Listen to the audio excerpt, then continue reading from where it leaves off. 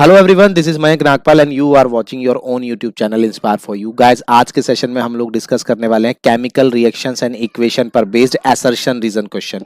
जबकि पार्ट 1 में हम लोगों ने इसी चैप्टर के एमसीक्यूज डिस्कस किए थे। तो चलिए हम अब आज डिस्कस करते हैं असर्शन रीजन को। तो हमारा फर्स्ट असर्शन है कि decomposition of vegetable matter into compost is an example of exothermic reaction. यानी जब वेजिटेबल से रिलेटेड मटेरियल, जो वेस्ट मटेरियल होता है, वेजिटेबल का जो वेस्ट मटेरियल होता है, अगर हम उसको कंपोस्ट करें यानी उसकी खाद बनाएं, किसके थ्रू? डीकम्पोजिशन प्रोसेस के थ्रू, तो क्या वो एक्सोथर्मिक रिएक्शन होगी? तो हाँ, वो एक्सोथर्मिक रिएक्शन होगी, क्योंकि जनरली जितनी भी हमारी डीकम्पोजिशन रिएक्शन होती हैं, हमारी केमिस्ट्री कहती है कि जितनी भी डीकम्पोजिशन रिएक्शन होती हैं, ब्रेकिंग वाली रिएक्शंस होती हैं, उसमें एक्स्ट्रा जो हीट होती है वो बाहर निकलती है। यानी हीट बाहर निकलने को कहते हैं हीट इवॉल्व हो रही है। और जिन रिएक्शन में हीट इवॉल्व होती है उन रिएक्शंस को एक्सोथर्मिक रिएक्शन बोला जाता है। ठीक है, तो डीकम्पोजिशन ऑफ वेजिटेबल मैटर क्या है? एक एक्सोथर्मिक रिएक्शन है। असर्शन बिल्कुल ठीक है। आगे रीजन में कहा गया है कि exothermic reaction are those reaction in which heat is evolve. Exothermic reaction वो होती हैं जिसमें हीट इवॉल्व होता है, तो ये बात भी ठीक है। एक्सोथर्मिक रिएक्शन वो होती हैं जिसमें हीट इवॉल्व होती है, और एंडोथर्मिक रिएक्शंस वो होती हैं जिसमें हीट इन्वॉल्व होती है, यानी हीट देनी पड़ती है। तो डीकम्पोजिशन रिएक्शन एक एक्सोथर्मिक रिएक्शन है, और एक्सोथर्मिक रिएक्शन वो होती है जिसमें हीट इवॉल्व होती है। यानी यहाँ पर असर्शन भी ठीक है, रीजन भी ठीक है, और रीजन असर्शन का राइट एक्सप्लेनेशन भी है। तो हमारा जो ऑप्शन जाएगा वो कौन सा जाएगा? फर्स्ट ऑप्शन होगा, assertion and reason are correct and the reason is correct explanation of assertion।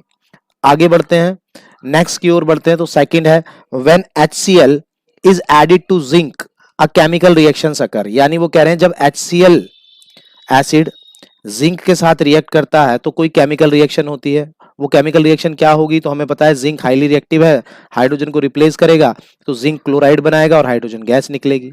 अब इसका रीजन क्या दे रहे हैं? वो कह रहे हैं कि रीजन ये है कि evolution of gas and change in colour indicate that the chemical reaction is taking place. वो कह रहे हैं इसका रीजन ये है कि जब किसी केमिकल प्रोसेस में कलर चेंज हो और साथ साथ गैस का भी इवोल्यूशन हो, यानी गैस बाहर निकले, तो वो केमिकल रिएक्शन होती है। देखिए ये रीजन भी ठीक है कि कोई रिएक्शन में अगर चेंज कलर हो रहा है और गैस इवॉल्व हो रही है तो वो केमिकल रिएक्शन होगी। लेकिन असर्शन, ये जो रीजन दिया है, रीजन वैसे तो सही है, लेकिन रीजन असर्शन को एक्सप्लेन नहीं कर पा रहा है। क्योंकि रीजन देना चाहिए था ये कि जब HCl जिंक के साथ रिएक्ट करता है तो जिंक क्लोराइड बनता है और हाइड्रोजन गैस निकलती है, लेकिन रीजन कुछ और दिया हुआ है। हालांकि जो रीजन दिया है वो बिल्कुल ठीक है, तो इस केस में असर्शन इज राइट, रीजन भी राइट, लेकिन reason is not correct explanation of the assertion. तो यहां पर जो ऑप्शन जाएगा गाइस वो होगा सेकंड। यानी यहां पर assertion and reason are correct, दोनों ही सही हैं, but reason is not correct explanation of the assertion. लेकिन जो रीजन है वो असर्शन का राइट एक्सप्लेनेशन नहीं है। आगे बढ़ते हैं थर्ड क्वेश्चन की ओर। थर्ड क्वेश्चन में कहता है वो blue litmus turns read with acid. यानी अगर आप ब्लू लिटमस पेपर पर एसिड पोर करोगे, एसिड डालोगे, तो blue litmus paper red colour में कन्वर्ट होता है। ये बात बिल्कुल ठीक है। रीजन दे रहे हैं वो change in colour of blue litmus is due to H+ ions concentration. यानी जो ब्लू लिटमस पेपर का कलर ब्लू से रेड होता है वो H+ आयंस की कॉन्सेंट्रेशन, एसिड के H+ आयंस की कॉन्सेंट्रेशन की वजह से होता है। तो बिल्कुल ठीक है, ब्लू लिटमस पेपर का कलर जो रेड होता है वो एसिड के H+ आयंस की कॉन्सेंट्रेशन की वजह से ही होता है। तो यहां पर असर्शन भी ठीक है, रीजन भी ठीक है, और रीजन असर्शन का राइट एक्सप्लेनेशन भी है। इसलिए यहां पर ऑप्शन फिर दोबारा ए जाएगा। यानी assertion and reason are correct and the reason is a correct explanation of the assertion. आगे बढ़ते हैं, नेक्स्ट क्वेश्चन की ओर बढ़ते हैं। तो नेक्स्ट क्वेश्चन है brown fumes are produced when lead nitrate is heated. बच्चों लेड नाइट्रेट क्या होता है? तो PbNO3 के ट्वाइस को बोलते हैं लेड नाइट्रेट। ठीक है, लेड नाइट्रेट। वो कह रहा है लेड नाइट्रेट को जब हीट किया जाता है तो ब्राउन फ्यूम्स निकलती हैं। आपको बता दूं ब्राउन फ्यूम्स किसकी निकलती हैं? तो ब्राउन फ्यूम्स निकलती हैं, आपको ध्यान होना चाहिए, पता होना चाहिए, brown fumes nitrogen dioxide gas की होती हैं।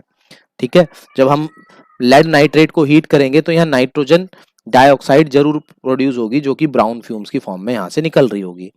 रीजन दे रहे हैं वो इसका, nitrogen dioxide gas is produced as a by product due to the decomposition of lead nitrate. बिल्कुल ठीक, जब लेड नाइट्रेट टूटेगा तो बच्चों लेड ऑक्साइड बनाएगा, और NO2 गैस निकले, NO2 गैस ब्राउन फ्यूम्स निकलेंगी।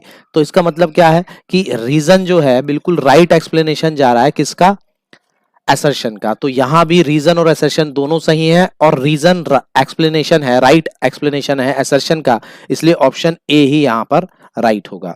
आगे बढ़ते हैं नेक्स्ट क्वेश्चन की ओर। तो नेक्स्ट क्वेश्चन है calcium carbonate when heated gives calcium oxide and water.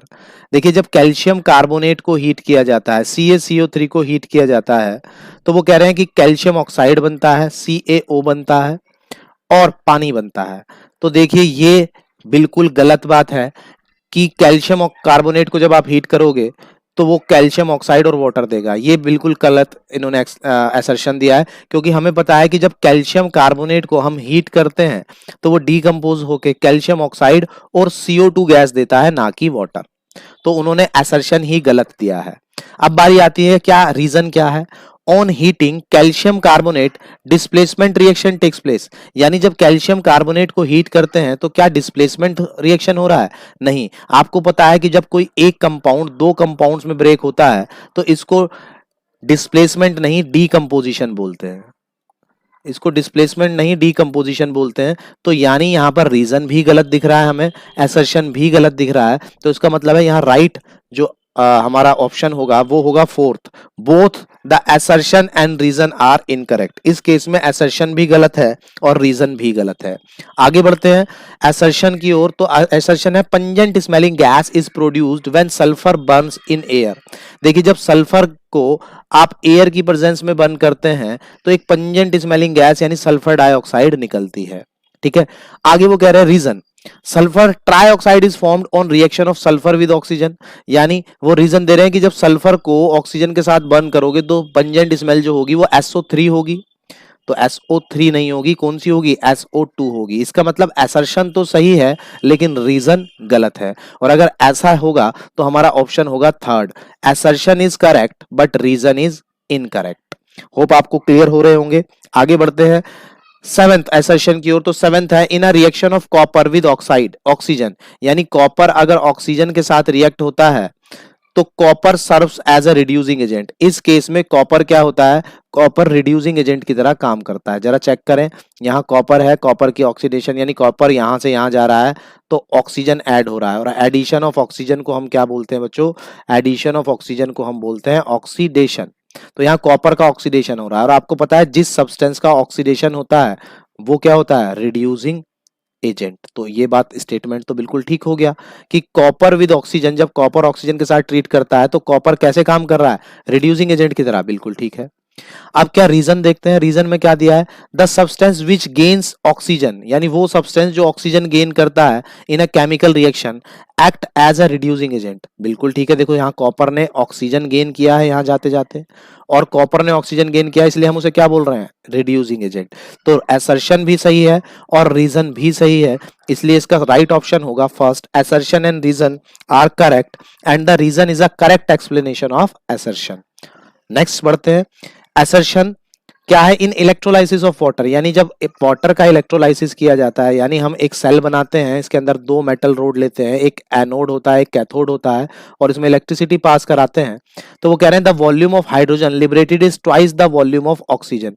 देखिए H2O के मॉलिक्यूल में वो कह रहे हैं जो हाइड्रोजन मिलेगा जब हाइड्रोलिसिस कराएंगे और यहाँ से जो ऑक्सीजन मिलेगा, हाइड्रोजन का अमाउंट दुगना होगा किसके अमाउंट से? ऑक्सीजन के अमाउंट से।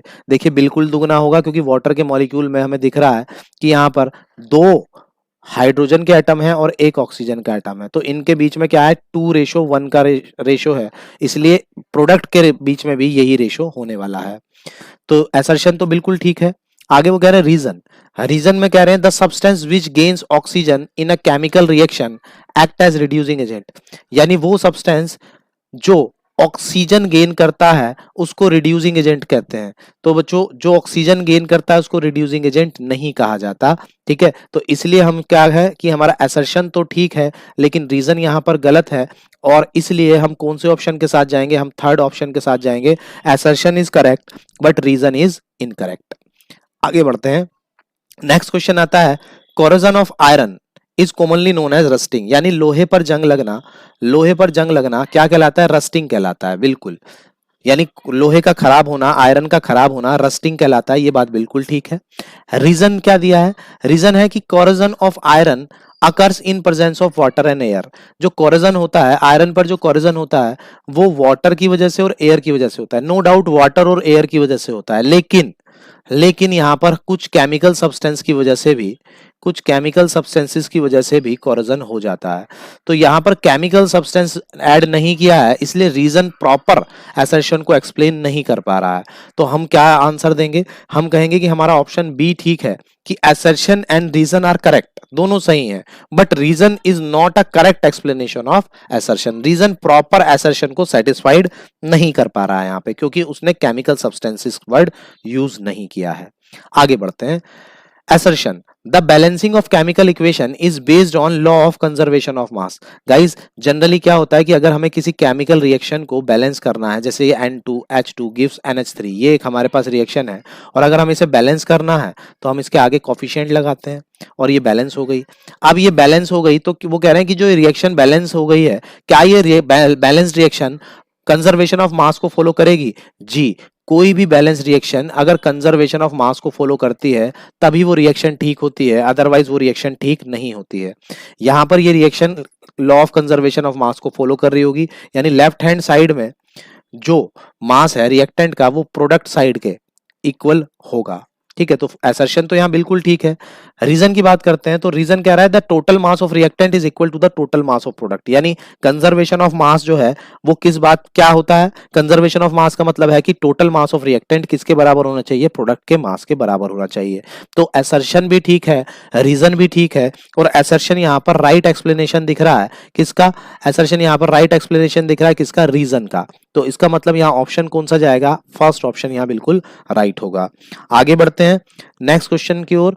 असर्शन है in a balance chemical equation total mass of the reactant is equal to the total mass of product. यानी जब कोई बैलेंस केमिकल इक्वेशन होती है, मैंने अभी भी लिखी थी एक बैलेंस केमिकल इक्वेशन, तो हमें पता है कि इसमें रिएक्टेंट का जो मास होता है, रिएक्टेंट का जो टोटल मास होता है वो प्रोडक्ट के मास के बराबर होता है। ये बात बिल्कुल ठीक है। रीजन क्या दिया है इस बात का? रीजन में कह रहे हैं मास can neither be created nor be destroyed during a chemical reaction. ये मास इसलिए बराबर होते हैं क्योंकि मास ना तो क्रिएट किया जाता है और ना ही डिस्ट्रॉय किया जाता है, यानी लॉ ऑफ कंजर्वेशन ऑफ मास को ही फॉलो करता है। तो ये पिछला वाला ही क्वेश्चन है, बस उसके वर्ड्स चेंज कर दिए हैं। तो असर्शन और रीजन यहाँ दोनों राइट होंगे और रीजन राइट एक्सप्लेनेशन है असर्शन का, इसलिए ऑप्शन फर्स्ट जाएगा। नेक्स्ट क्वेश्चन की ओर बढ़ते हैं। असर्शन में आपसे कहता है iron articles are painted so as to prevent them from rusting. लोहे के चीजों पर पेंट कर दिया जाता है ताकि उस पर रस्टिंग ना हो, जंग ना लगे। बिल्कुल ठीक बात है, ये असर्शन बिल्कुल ठीक है। गाइज आप लोगों को समझ में आ रहा होगा होप सो असर्शन और रीजन में कैसे करते हैं हम लोग।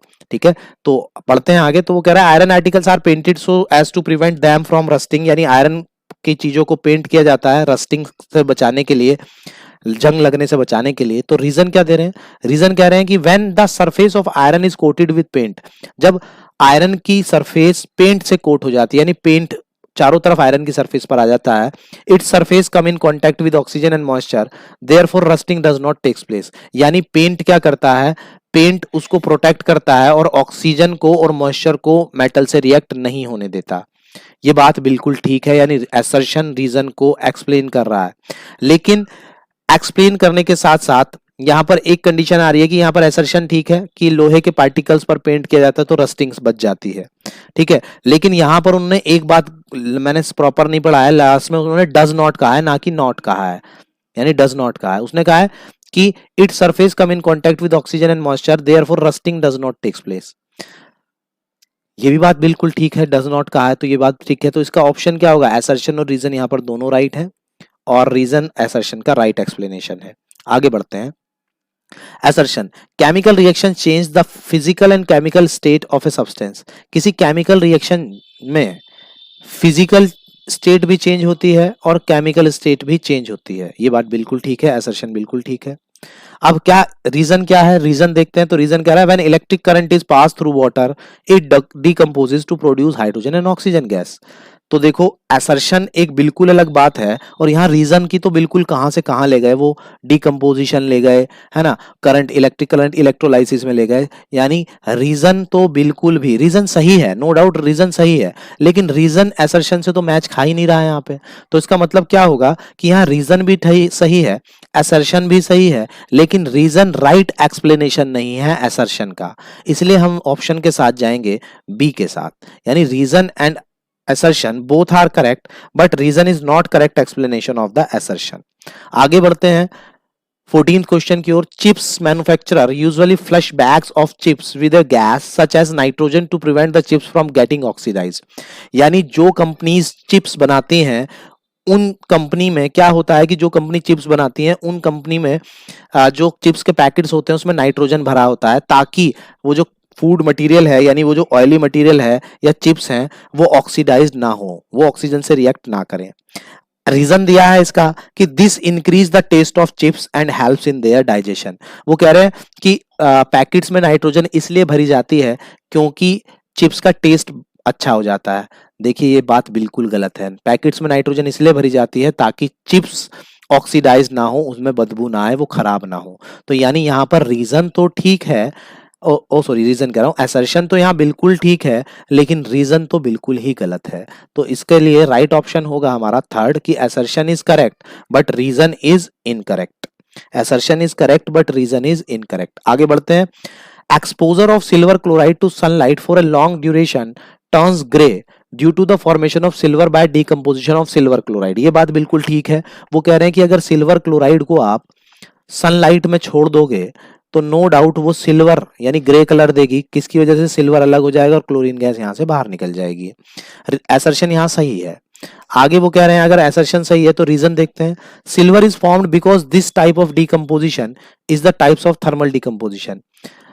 सिल्वर इसलिए बन रहा है क्योंकि इस तरीके के डिकम्पोजिशन रिएक्शन को हम थर्मल डिकम्पोजिशन बोलते हैं। तो बच्चों की उसको थर्मल डिकम्पोजिशन बोला जाता है। तो असर्शन और रीजन यहाँ पर दोनों राइट है, ठीक है। तो ऑप्शन जाएगा ए, और असर्शन जो रीजन है असर्शन का राइट एक्सप्लेनेशन भी है। आगे बढ़ते हैं। AgBr is used as a photographic and X-ray films. जो सिल्वर ब्रोमाइड होता है वो फोटोग्राफी में यूज किया जाता है और एक्सरे फिल्म्स में यूज किया जाता है। बिल्कुल ठीक है कि AgBr यूज किया जाता है। रीजन की बात करते हैं। AgBr is photosensitive and change to silver and bromine in presence of sunlight and undergoes decomposition reaction.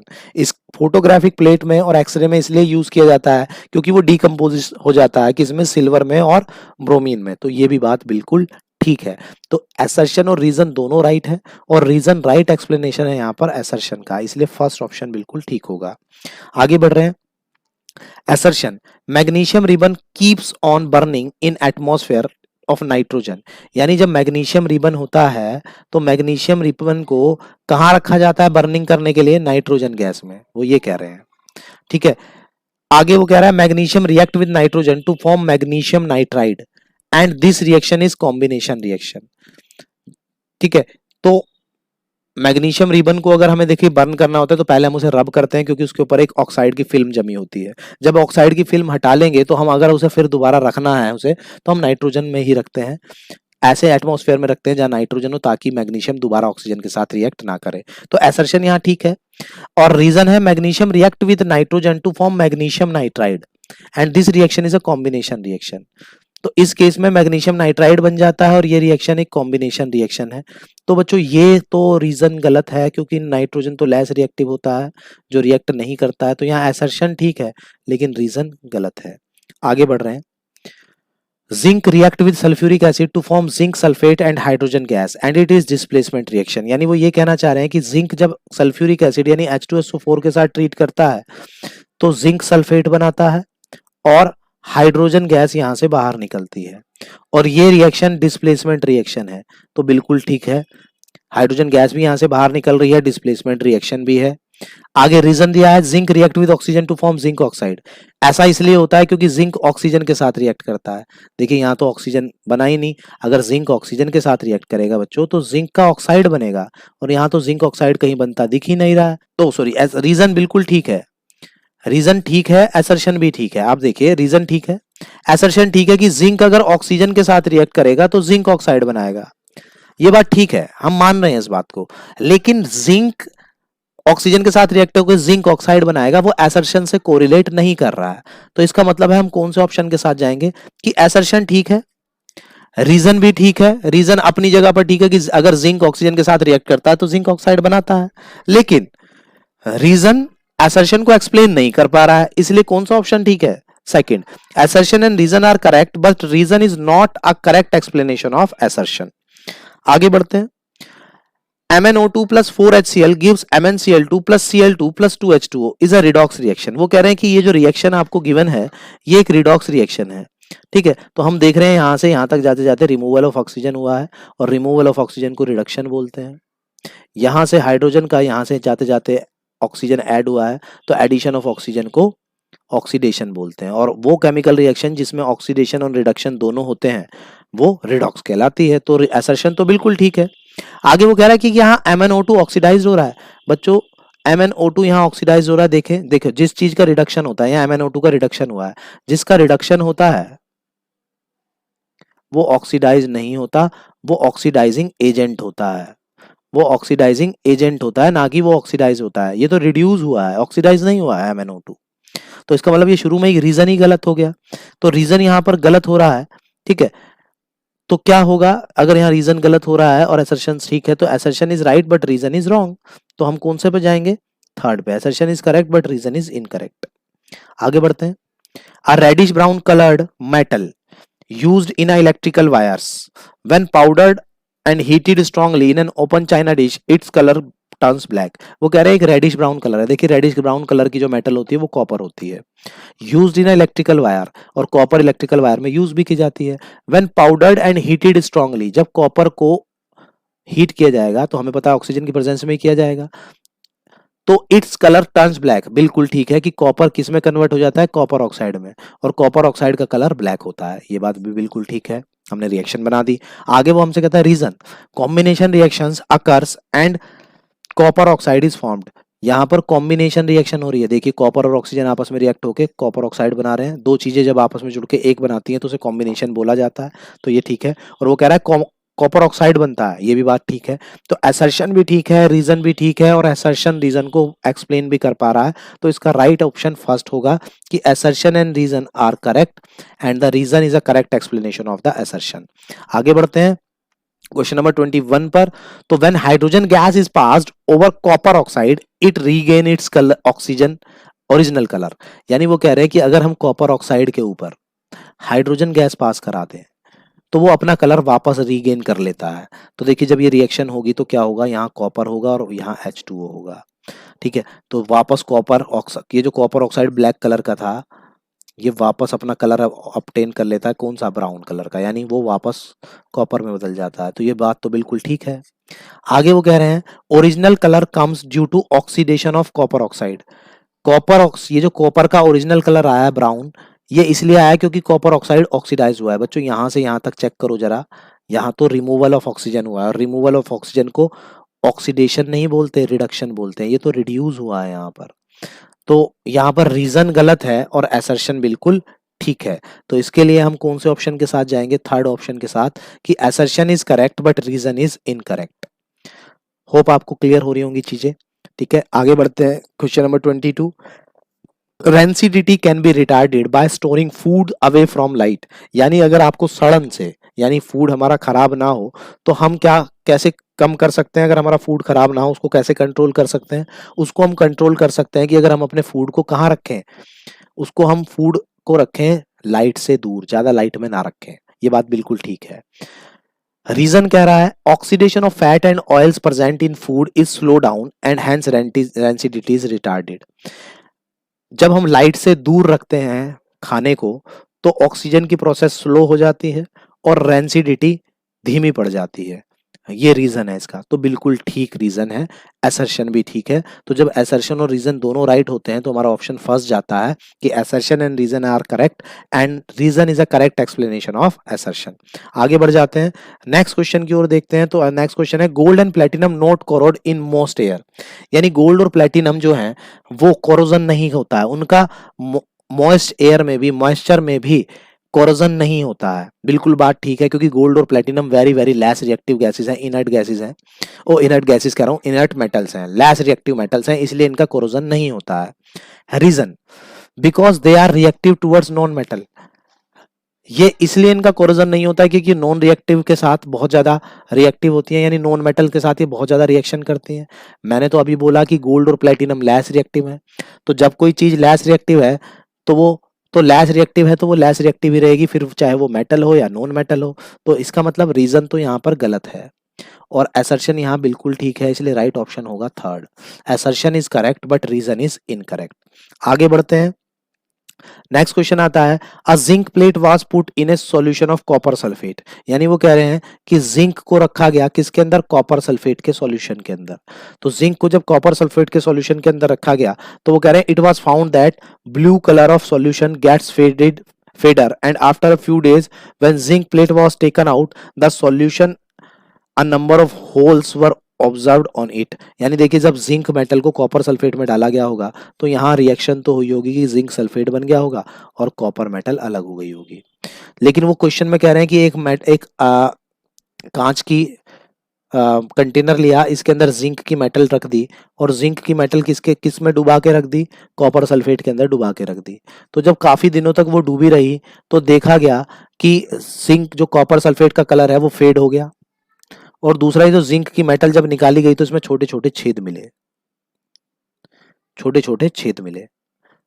ठीक है, तो ये ऑब्जर्वेशन देखा गया। ठीक है जी, ये ऑब्जर्वेशन क्यों हुआ होगा, क्योंकि जिंक धीरे धीरे खत्म हो रहा होगा और जिंक सल्फेट बना रहा होगा, जिसकी वजह से छेद होते चले गए।